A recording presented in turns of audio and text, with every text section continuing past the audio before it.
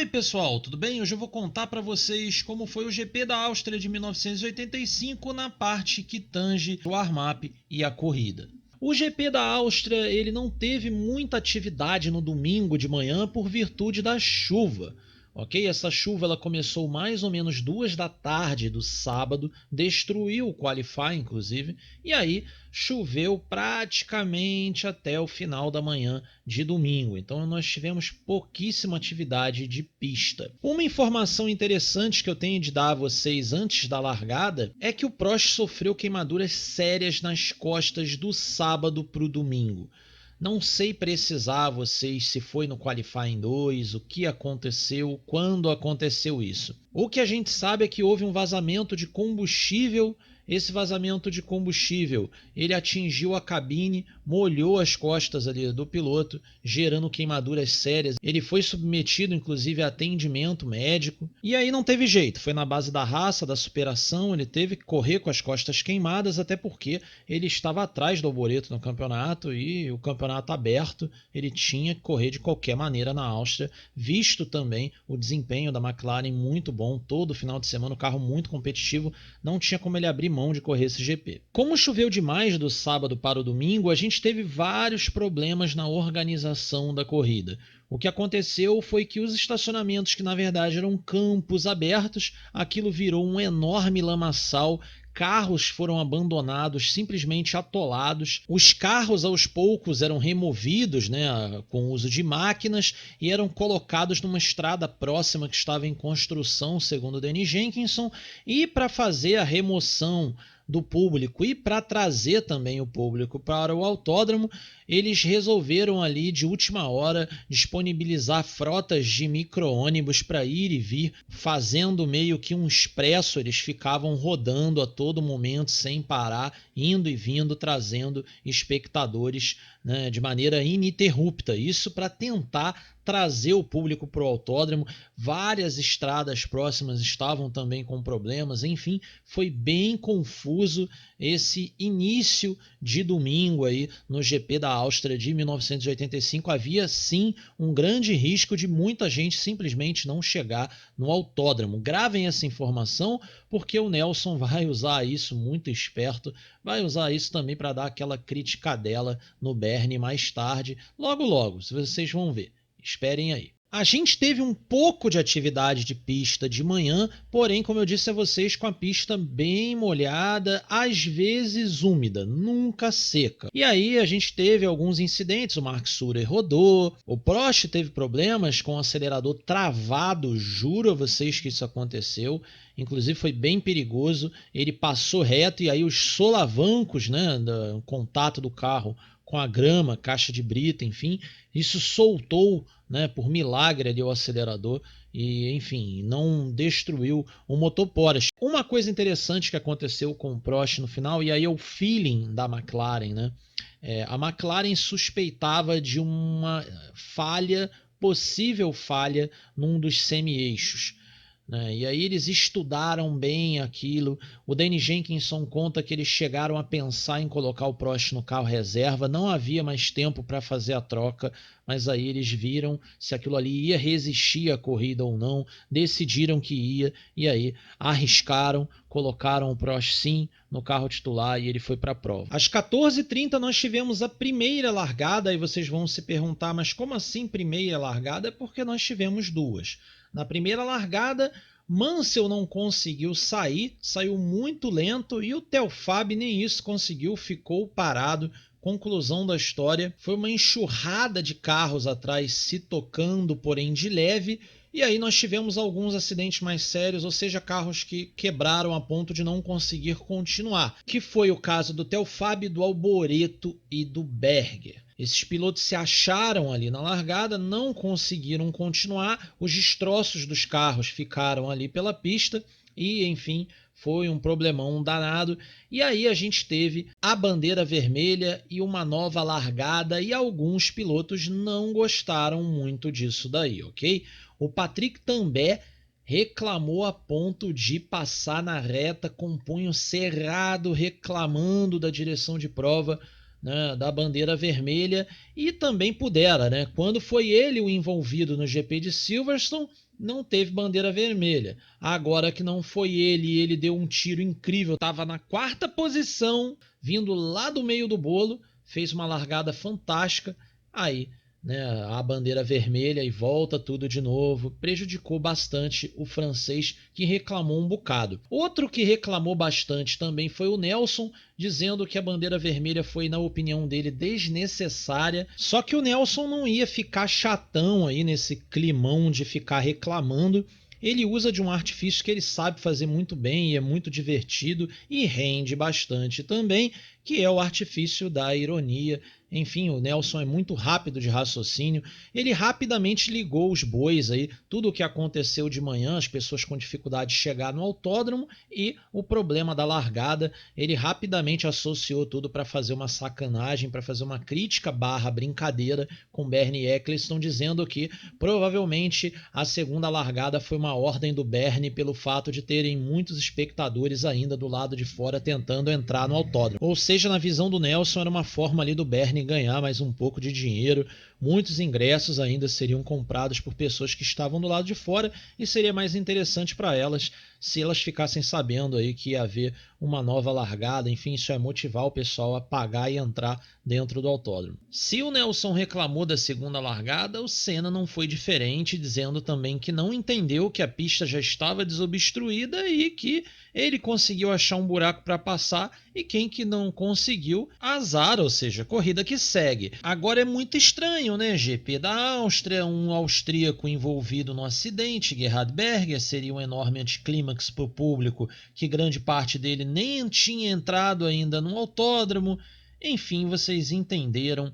Pode ser mesmo que o Nelson enfim, não estivesse fazendo uma crítica e sim dando um tiraço completamente certo aí do porquê que tivemos a bandeira vermelha. Se você assistiu esse vídeo até aqui, eu queria demais pedir o seu like, você ajuda demais o canal Automobilismo Brasil a se desenvolver, ok, pessoal? Se você quiser ajudar mais ainda o canal, o programa de membros custa R$ 4,99 e lá você vai acessar também toda a documentação que eu utilizo aqui para fazer os vídeos, ou seja, os nossos Racing Reports, e aí o pessoal pode ir lendo com calma toda semana, ok, pessoal? Bom, enfim, sobrou para o Bernie, né? Mas sobrou também para o Piercarlo Ghinzani, que nada tinha a ver com essa história. E aí nós temos um problema aí histórico, vocês fiquem com a versão que vocês quiserem, ok? Vou contar as duas histórias para vocês. Aqui no Brasil, foi dito durante a transmissão da prova que o Telfab foi para o carro reserva, ele apresentou problemas e a Toleman removeu o Ghinzani do carro para colocar o Telfab. Isso foi a história contada aqui no Brasil. Lá fora, o Danny Jenkinson conta exatamente o oposto. O Ghinzani teve problemas de motor durante essa primeira volta. Eles não tinham carro para o Ghinzani, visto que o Telfab destruiu o carro na largada. Então, colocaram o Telfab no carro reserva, afinal ele era o primeiro piloto, e o Ghinzani ficou então sem carro porque o motor apresentou problemas. Eu vou ficar com a versão do Danny Jenkinson por um motivo muito simples. A diferença de altura do Ghinzani para o Telfab, que era gigantesca, ok, pessoal? Para que a versão contada aqui no Brasil acontecesse, ou seja, colocar o Telfab no carro do Ghinzani, todo o conjunto de pedais do carro do Ghinzani teria de ser trocado e isso demora um tempo.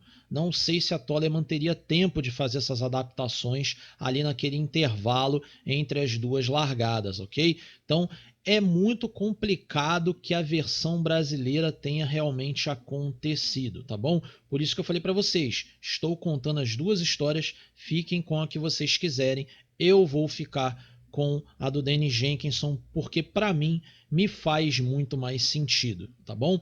O que eu posso dizer a vocês, isso é confirmado, 2 pilotos trocaram de carros durante esse momento todo aí, além do Telfab, ok? Prost trocou de carro, resolveu realmente ir para o carro reserva e o Hélio De Angelis fez a mesma coisa, também resolveu ir para o carro reserva. Hélio De Angelis com problemas na suspensão e Prost com o semi-eixo, que estava meio mal, como eu disse a vocês, e piorou bastante após a largada. Então ele decidiu realmente ir para o carro reserva. É o que eu falo para vocês, o feeling ali agora dessa vez do piloto. A equipe teve um feeling, o piloto outro, e aí o feeling do piloto salvou o final de semana dele, né? Então, enfim, histórias, né, da Fórmula 1. Como um final de semana ali dos anos 80 muitas das vezes estava por um fio, por uma tomada de decisão. Enfim, o Prost dessa vez tomou a decisão corretíssima de ir para o carro reserva. Só para terminar esse assunto, Alboreto e Berger obviamente trocaram de carros também, porque destruíram os seus originais na largada. Então é isso, na segunda largada agora com menos incidentes, ainda assim tivemos alguns incidentes, que foi, por exemplo, o Mansell, que de novo não saiu bem. Dessa vez o Rosberg conseguiu escapar bem do Mansell, o Nelson fez 2 boas largadas, não teve problemas. O Tambay, que largou muito bem na primeira, nessa segunda ele largou ok, não foi nada mal também não. Enfim, a coisa meio que se manteve um pouco mais nessa segunda largada, o pessoal teve um pouco mais de cautela. E aí a gente não precisou nem de 3 voltas para termos o primeiro abandono. Keck Rosberg, a bomba de óleo do motor Honda simplesmente parou. Quando o piloto viu que estava sem pressão de óleo, ele simplesmente encostou antes que o seu motor entrasse em colapso, ou seja, antes que ele destruísse mais uma unidade. A essa altura da prova, o Prost seguia na frente, Lauda em segundo, Nelson em terceiro, inclusive mantendo-se bem na terceira posição. O Senna, por exemplo, já era nono a essa altura e chegando, inclusive, num bloco de carros ali que tinha até o Fábio, Alboreto, enfim, todo um bloco de carros ali que ele estava se aproximando e tirando, inclusive, diferença bem rapidamente. Só lembrando, para quem não assistiu o vídeo passado, o Ayrton largou em 14º. Na volta 9 foi a vez do Tambay fazer uma parada de pit não muito esperada. O que aconteceu foi que ele furou o pneu traseiro esquerdo da sua Renault, provavelmente nos vários destroços da reta dos boxes, né, que se não foram ali muito bem limpos, se ele achou algum, né, destruiu o pneu traseiro esquerdo. Não danificou muita coisa na Renault a essa altura e ele voltou para a prova, porém já bem atrasado. E aí foi aquilo, a corrida teve um monte de incidentes. O Jonathan Palmer parou com problemas no motor da Zack Speed, o De Cesaris colocou a roda traseira na grama essa inclusive muito molhada, encharcada, fofa. Ele roda imediatamente, sobe no barranco, dá várias capotadas, enfim, foi bem espetacular, mas o piloto saiu ileso, deu tudo certo para ele. O carro é que não ficou nada bem, ele ficou no barranco com a frente apontada para cima e de repente começou a pegar fogo, enfim, acabou com o carro da Ligier. A segunda Williams, a de Nigel Mansell, abandonou também com problemas no motor Honda. Telfab ia e vinha dos boxes toda hora com problemas no motor Hart também. Toda hora eles tiravam o cover do carro, mexiam no motor, ele voltava, dava umas voltas, parava de novo, mexia de novo e foi assim um bom tempo até ele desistir finalmente. Enfim, muitos problemas, até infelizmente o Nelson ter problemas. Ele teve uma quebra de escapamento, o que tirou toda a pressão de turbo do motor BMW. E aí, enfim, era fim de prova para o Nelson. O Ayrton logo chegou nele, inclusive nessa altura, ultrapassou com facilidade, visto que o Nelson já não tinha mais potência alguma. O Nelson ainda roda mais uma volta até parar o seu carro. Com algumas desistências e muitas ultrapassagens a esse ponto da prova, o Ayrton já era terceiro. Lembrando que a TV conseguiu perder todas as ultrapassagens do Ayrton. Sim, você pode estar achando aí que ele está herdando muitas dessas posições que eu estou citando aqui. Não, ele herdou a posição do Nelson.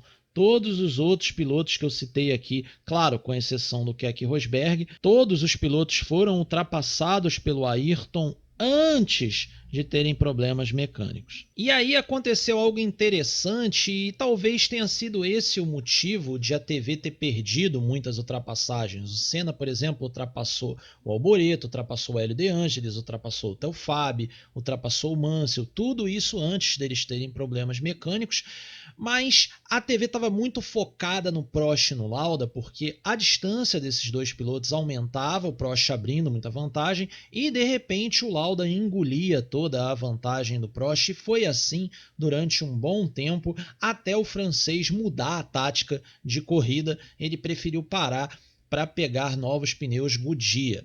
E aí o que aconteceu então? O Prost volta para a corrida, inclusive numa parada bem impressionante para os anos 80, apenas 11 segundos, ele estava com 4 pneus novos e vinha tirando a diferença do Lauda numa velocidade alucinante. E aí era quase certo que a estratégia do francês ia funcionar e ele ia vencer a prova, ok? Outra coisa interessante aí desse momento da prova é que existe um probleminha na transmissão aí brasileira, né? E a transmissão simplesmente cai e o Fernando Vanucci, sim, ele mesmo, alô você, ele tocou a prova durante um tempinho que a Globo ficou sem sinal de áudio. O Brasil tinha o sinal de TV, porém não tinha o sinal de áudio de Galvão e Reginaldo. Outra coisa interessante é que o Warwick teve problemas no motor e ele passa reto propositalmente para encostar o seu carro. Porém, o corte que foi feito pela TV enganou ali de alguma forma o Reginaldo Leme e o Galvão Bueno e deu a impressão deles estarem disputando posição. Eles quem? Warwick e Laffite. E o Warwick por fora passou reto e a fumaça era de frenagem. E não, ok? O Warwick não errou nessa corrida. Ele simplesmente encostou o carro com o motor já fumegante. Enfim, foi por isso que ele parou seu carro. O Hélio De Angelis parou para trocar pneus, Thierry Boutsen também parou para trocar pneus, inclusive isso gerou uma briga bem interessante, bem bacana de assistir, que foi a disputa dele com Gerhard Berger, porque quando o Boutsen volta da parada, ele volta perto do Berger. E aí há uma troca de posições, porque o Berger com pneus aquecidos, ele ultrapassa o Boutsen, e aí pouco tempo depois, o Boutsen com pneus novos pega e ultrapassa o Berger até com certa facilidade, recupera a posição, e um pouquinho depois a gente vê o Berger parado na grama com o Arrows quebrado. O que gerou um enorme corre-corre dos Marshalls, porque o Berger parou no meio do gramado e o público ameaçou vir correndo para cima dele, né, o piloto da casa. Então, enfim, os fãs ameaçaram vir para cima ali do Gerhard Berger e os Marshalls foram correndo para cima para tentar conter os fãs e meio que tentar isolar a área do carro, tentando ali receber um carinho do ídolo ou qualquer coisa do tipo, porém se esquecendo de que aquilo ali é uma situação extremamente perigosa, né? Um carro que está parando, muitas das vezes aquilo pode pegar fogo, enfim. Então os Marshalls trataram ali de isolar o carro rapidamente para evitar algum tipo de problema. E aí o Dennis Jenkinson já faz quase que uma previsão do hoje não, hoje sim, dizendo que o Prost foi poupado disso, né, dessas discussões de se ele ia ter o direito de ultrapassar o Lauda ou não, porque o motor Porsche fez o trabalho, o Lauda simplesmente parou ali depois da área dos boxes. Até então, a McLaren colocou a culpa no turbo KKK do carro do Lauda, porém, pela forma como o carro apagou, segundo Dennis Jenkinson, e quantos técnicos da Porsche ele viu rodeados no motor e não nos turbos, ele sugere que a Porsche estava mentindo e que o problema foi sim no motor Porsche que apagou.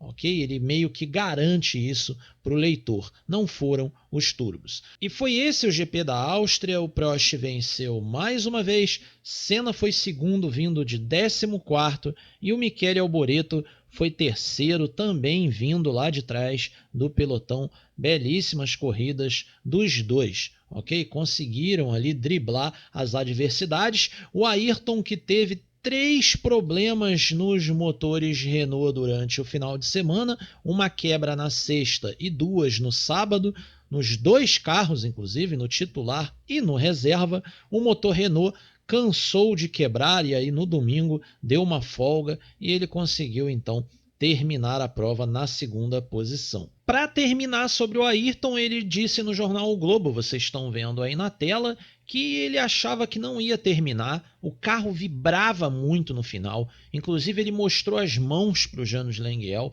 né, as mãos super vermelhas já, né?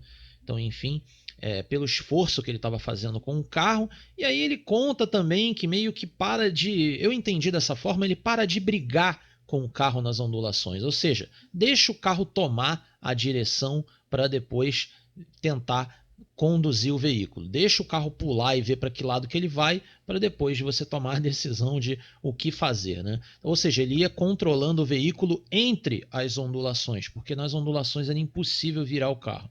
Então, enfim, ele demora um pouco para compreender isso ao longo do final de semana. Ele arruma um jeito ali de conseguir velocidade dentro desse problema ali que ele tinha que enfrentar. Mas que no final da prova ele vinha economizando tudo, né? O som do carro já ruim, ele sem potência, inclusive, ele diz, né? E achava que não ia terminar, mas terminou. Foi um dos poucos Renaults aí que terminou a prova.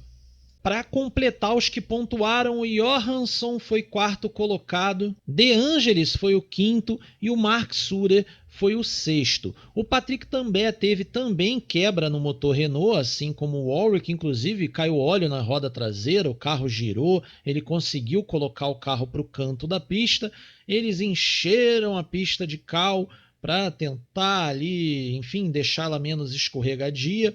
O Ozella do Rottengarter chegou na Bacia das Almas, inclusive.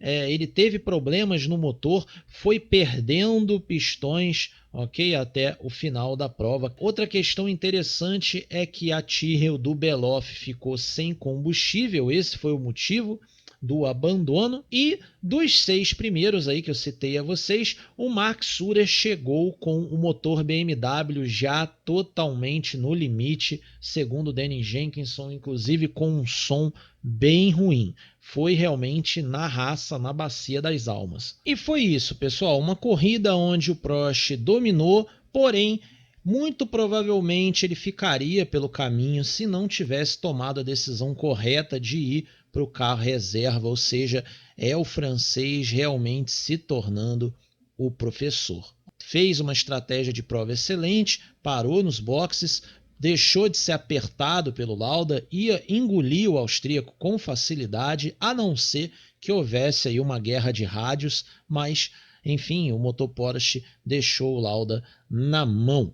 Tá bom, pessoal? Espero que vocês tenham gostado do vídeo. Queria agradecer demais aqui aos membros do canal. Vocês são muito importantes sempre para fazer isso aqui acontecer, tá bom? Se você quiser se tornar membro, o programa de membros é R$ 4,99 ao mês e você tem direito aqui a acessar os nossos Racing Reports. Inclusive, este Racing Report já vai estar disponível daqui a pouco. Eu vou postar lá no Drive do canal.